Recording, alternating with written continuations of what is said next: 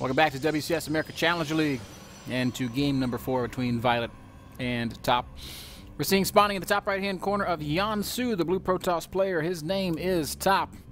He's been doing very cheeky, all-in, 1 or 2 base builds, all series long, and has had limited success with it. Took game 1, but Violet has been getting better and better at defending his all-ins. Frost was very close. That could have gone either way, and if you're up 2-0, then you can do a lot of crazy stuff as a Protoss player in the next 3 games.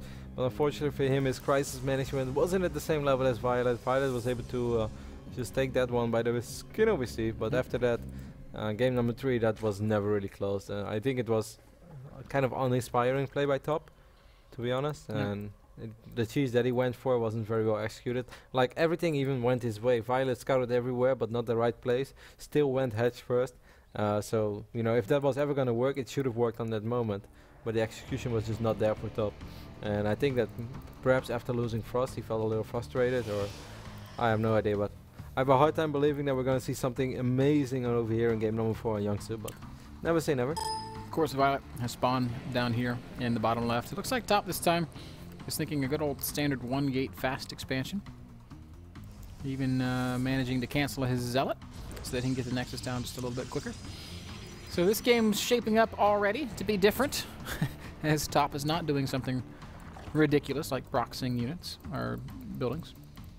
Now we've seen him go with the Immortal All-In twice. This is possibly another map for it if a Protoss player can find himself in this area where he's able to force field the ramp or force field this narrow choke. It can be very effective. Violet, of course, if he's going to find himself against it, is going to want to fight out on the map, preventing that kind of position from being taken.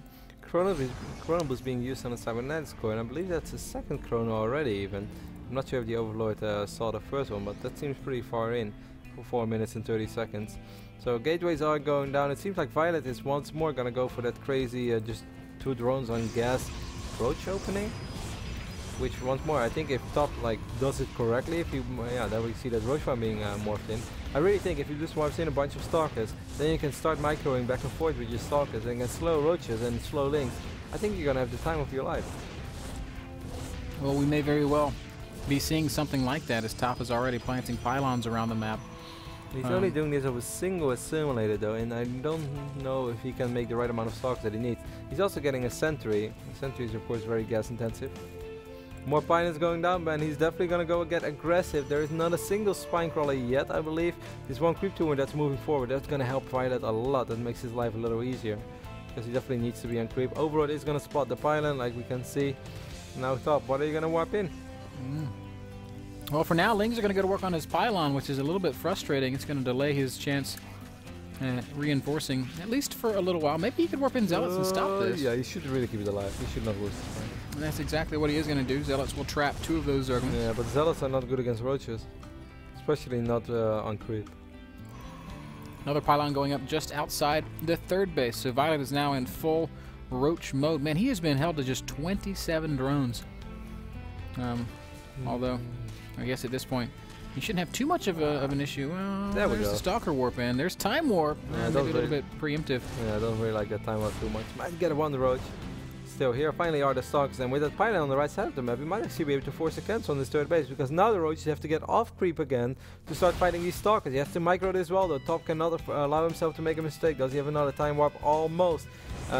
Just let the Zealot warp on work on that hatchery and start microing with your Stalkers. That's pretty much what you want to do. Mothership Core has already taken a reasonable amount of damage, losing all of its shields, and still taking damage. That Queen is just hammering away. Seriously, don't lose your Mothership Core, Top. This is an important unit, even without the energy. As Zealots and Stalkers continue to do work on the gateway units, Mothership Core taking even more damage. It's going to fall, so Queens will shoot that down. But still, man, the Stalkers are doing some serious work. This one Queen will fall. Transfuse going down in the last moment. It's still going to fall, not before casting another Transfuse. Can pick up that Overlord. It's not going to supply block Violet.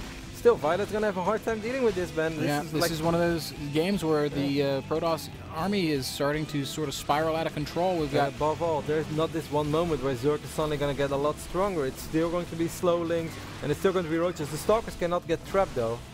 And also, Violet's got no more injections, man. He's had this one Queen out on the map trying to help. This hatchery is like he can kill the Zealots, go down. He can't kill the Stalkers unless don't get your Stalkers surrounded by Lings. That would be terrible. One Stalker is going to get killed. But finally, all the Zerglings are thinned out. Stalker's going to continue to chase away the Queen. Man, he should really just shoot that hatchery and kill it. Yeah, he will get it. And as long as he keeps picking up roaches, he knows that the Zerg is probably pretty low in economy. This is looking fantastic for top. I actually think that top has just won the game already. These Stalkers, they should never die. There's just nothing that's going to come soon for Violet that's going to kill these Stalkers. And that's why I was like not a big fan of his build when I saw it, because you know it seemed very susceptible to exactly this, what we're seeing right now. One more Stalker. Looks like it may fall to the Queen and Broodlings, which is a little bit sloppy. But I mean, that's like one of the very first Stalkers that goes down. Top is like, oh, this is going really well. Let's get 2 more gateways. More Stalkers. I love it. As Top's going to start making his way towards the natural of Violet. There's a couple spine crawlers trying to be built, but that is not going to happen. Here come the Roaches and Lings back to try and save the day, but the Stalker count is high enough now that they can almost 2-shot Roaches. Spine crawler's going to go down in just a couple more volleys. Yes, it does, in fact, fall. And now Violet forced to defend with drones. This has got to be so frustrating for poor Violet. Every game it's like, okay, which cheese are you going to throw at me this time? Yeah, but this one he's asking for, in my opinion. Like an Immortal All-In or something like that, or like a Cannon Proxy, of course, that's a little silly. But with this build that he does, you're just asking for this. I mean, you could say that Top doesn't know that like he didn't research Zergling speed, but he didn't do that in the previous game either, so I don't really mind him trying to go for some gateway aggression, and I find it very silly that Violet is risking himself to this. Top has definitely chosen the right build for the occasion. He's thinning out the last of the Zerglings. Violet's down to just 25 drones on 2 bases. Those are some maybe unimportant force fields. One drone got zoned out. I was chuckling about the Guardian Shield. It was a really random sentry to show up in that phase of the game. Violet is still trying to hang in there. He's still producing a lot of units, but he's down 16 workers. So even when he's able to make trades right now, this is not very effective. Now Zergling speed is going down, but well, that's like tequila to the party, Ben. Always a little too late. You should never drink tequila at the party. Just speaking from a lot of experience. Huge Stalker warp in, and we're going to see probably the closing moments of this game as Top looks like he's going to even this one up. Some Stalkers are falling to spine crawlers, and you know, Violet's been very persistent in this defense. Violet did his best, but he just did not have the right units in place to defend against this. GG is called, and Top is going to take us to game number 5. Determined to make it to Premier.